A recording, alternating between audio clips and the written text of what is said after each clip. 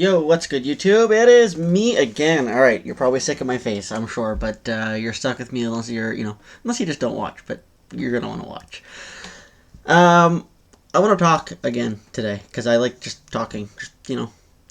Just talking about stuff, going on about Yu-Gi-Oh stuff. What else would I talk about, right? So, I wanna debunk a common myth when it comes not just to Yu-Gi-Oh but collectibles in general, or whatever, things like that in general. It doesn't have to be Yu-Gi-Oh, but since I'm a Yu-Gi-Oh channel, we're gonna talk Yu-Gi-Oh because, well, duh, I'm not gonna talk about Pokemon. And the big myth is that age equals value. Think about it. You got a card. You think about like Legend of Blue Eyes 20 years ago. Oh my God, those cards are worth so much nowadays. If I had it, how didn't I think about that? Oh my God, I'm gonna buy this and hold on to this forever. Oh my God, it'll increase in value over time because age, things get older. Yeah, no, I'm gonna tell you right now, I'm getting older and I'm not more valuable.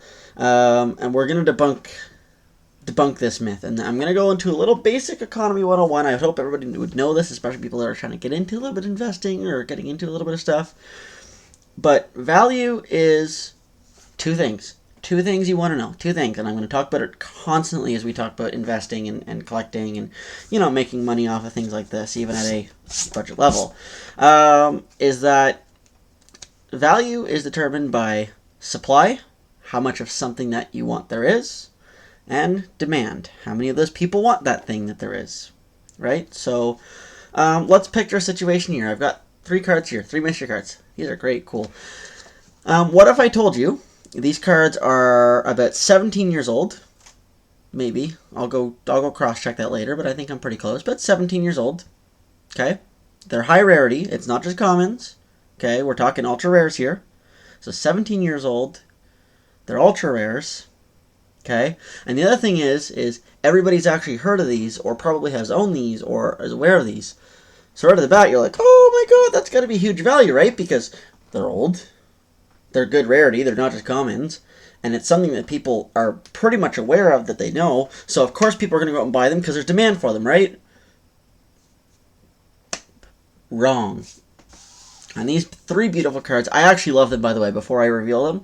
These are actually classic nostalgia for me. I remember actually owning these, I think, owning these and cherishing these, and I lost them, of course, so I rebought them anyways. And these three magical, beautiful cards are the Sphinx cards from the movie. These were actually a movie pack, or I think an exclusive pack, I think is what they came from, was what they're called. But they're from the Yu-Gi-Oh movie. When you went to the movie theater, they gave you a pack, and it had these cards in it. These cards, worth nothing. I shouldn't say nothing. To buy a set of three of them in like really good condition, $5, $7 at most, like at most, right? So, but Gesso, how is that true? Everybody had these cards. Everybody knew these cards. They're old. They've gained age over time. How are they not worth millions now? Because supply and demand. So let's talk the supply part of this first. And this is probably the most important part, the supply part of these cards. The thing why everybody knew about these is everybody got these. These were handed out like candy. These were handed out. You walked into a movie, you got them. You had a pack of them. They were they were widely distributed. There was a lot of these cards. You can go on eBay and still find these cards by the hundreds. You can go on TCG Player and still find these cards by the hundreds in every which way, shape, form, or condition. Now, that's not to say these won't increase in value over time. Somebody might pick up on these and there might be demand for it. We'll talk about that in a second, right? So I'm not going to say that these cards are going to be forever cheap. But right now, in the last, 17 years that they've been out, they've been cheap.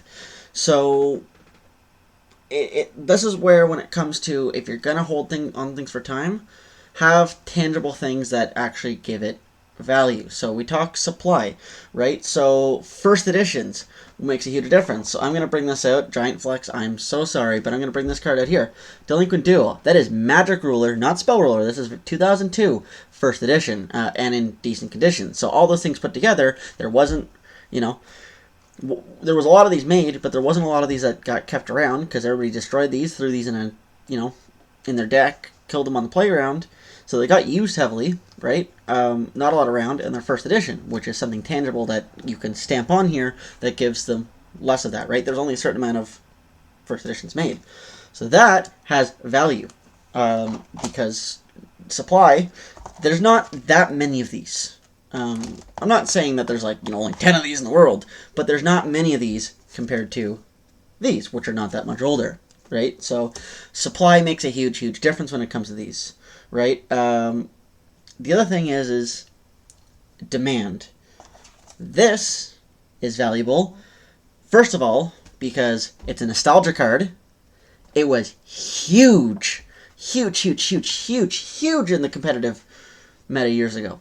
I mean, that was everybody ran 3 of these in their deck when they could, back when they were allowed to, or 1 of them when they could, right? Everybody ran 1 of these, right? So it's a good card. It's banned for a reason, right? So not a ton of supply. There's also a huge demand for these because of being nostalgia, because of having that first edition stamp on them, because of being old. That all comes together, right? These cards here, I'm not saying there's no demand for them. Again, nostalgia collectors are going to want to have these in their binders, even though they're only worth a few bucks, right? So there's still demand for them.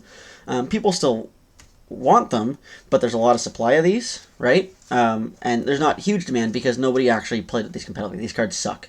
Have you ever read the effects on these? These cards suck, and it's a shame that they suck because they're so cool. Could you imagine these cards were like actually viable in like 2005?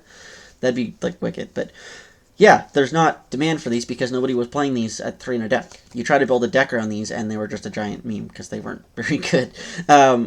But yeah, so yeah, I see a lot of what does Solemn call them? I watch a lot of. I love Solemn. Man. I watch a lot of Solemn. These Timmies out there that are buying these cards. I see people buying new sets now, going, well, I'm gonna go buy a booster box of the newest set that just came out, and it's gonna be worth millions in 10, 20 years. Well, probably not. I'm not, and again, I need to clarify this. This does not mean that they're not going to increase in value. You buy, let's say, for example, you go to the store right now and you buy a box of Lightning Overdrive, okay? Brand new box, you can buy it for 60, 70 bucks a box, or maybe less, maybe more, depending on where you're coming from, but right in that area. They're probably somewhere in that tangible area. And I'm talking Canadian dollars, by the way. Don't get mad at me, American people. And you can sit on it for a little while. Now, what's eventually going to happen is they're going to come off the market. I'm not going to be able to go to my, my game store or, wherever and go buy a box of just Lightning Overdrive.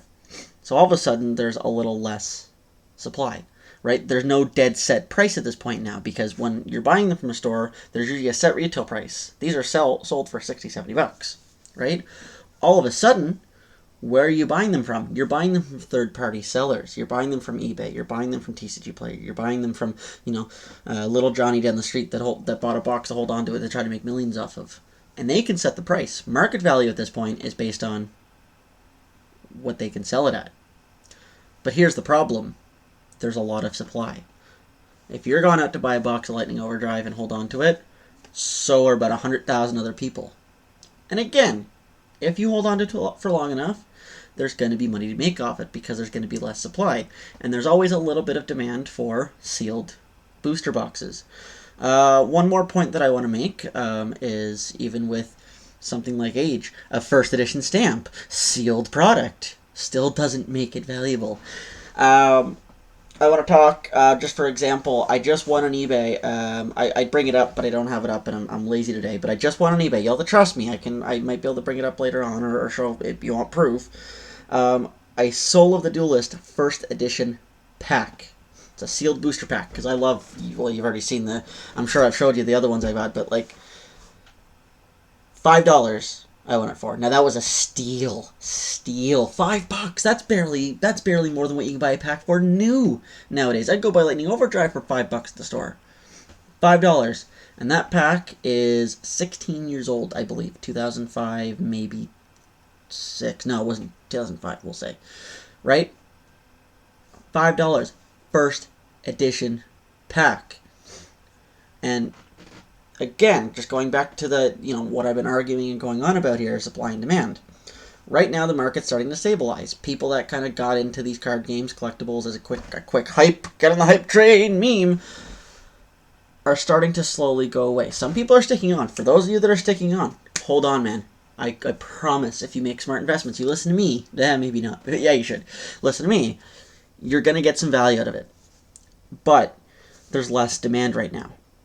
Even things like, and I'm seeing, just looking at market trends, LOB first things, not so much. MRD, Metal Raiders, Magic Ruler, older sets like that, cards from those sets and things like that are starting to slowly curve down. Because here's the thing about the free market that I just mentioned, when nothing is no longer at a set retail price, right? It's what are the value people give it as? Well, less people are buying, right? Less people want it, right? The big craze is starting to slow down. It's not over. We're not out of this yet, by the way. And I'm going to get another video about like just buying cards and things like that. But we're not out of this yet. But it's slowing down. People are going outside. People are socializing. People are spending their money on concerts, on social gatherings, on summer, because it's summer, right? And you know, I'm going to have less people looking for crazy first edition Yu-Gi-Oh! Things like that. Less people buying means the value of those go down because there's less demand, right? So we're going to hit a lull. And this is where having really smart investments is going to make a big difference. But yes, big misconception. I don't want you to go out right now and just go buy something and hold on to it in hopes that you'll be rich off of it, right? Things like, you know, LOB first edition boxes and old like 2002 boxes have high value, not just because, first of all, there's a lot of demand for them, but there's not a lot of them left. People were opening them up like crazy. A set I'm going to give you off the bat is Magician's Force. Good luck finding a first edition sealed box without paying a premium. Now, sets that are older than that, have more age, like Labyrinth of Nightmare and Legacy of Darkness, for example, which came out before Magician's Force, are cheaper. And now I'm not saying they're, you know, you can just go out $20, you're good. Like, they're still thousands of dollars, but they're much more accessible. You're going to see more YouTubers and people opening those because there's more of them. Magician's Force, for example, as a set, got ripped, torn open. They're, oh my god, big hype. Because of chase cards like Dark Magician Girl, Dark Paladin, and big meta-breaking cards at the time it was released, like Breaker the Magic Warrior, Tribe Infecting Virus, and so on and so forth. More people bought those boxes, opened them up, and now there's less supply. I know I'm kind of rambling, I'm going on in circles here, but I think you're starting to see what I'm getting at. Magician's Force, you're going to pay almost the same price as a box of LOB, for example, to open it, because there's none of them. Everybody opened them. So yeah, I think that's a little bit of a lesson, right? So, I mean, you know, don't be a Timmy. Hopefully, you know, don't go out and buy something and be like, I'm going to sell this as a nest egg for 10, 15 years and make millions off of it. Because you're probably not gonna. And I'm not gonna say that you're not going to plus. You are always going to plus no matter what, with stuff like sealed packs or sealed booster boxes or things like that. You're always gonna plus. No matter, you can sit in it, eventually you're gonna hit, you know, a target. It's just the way it's gonna happen. But like, yeah, it's not apples and oranges here, man. Anyways, I'm starting to ramble a little bit here. I'm already 13 minutes. Let's keep this light for today. But I hope you learned something. Hope that was nice, fun, and friendly for you. Hope you you know, enjoyed some of the words I have to say. I'll put a nice, great clickbait YouTuber face thumbnail up. And you know, as I always say, have a good day, month, weekend, evening, morning, Monday, whatever it is. I will see you guys on the other side. Captain Gesso, out.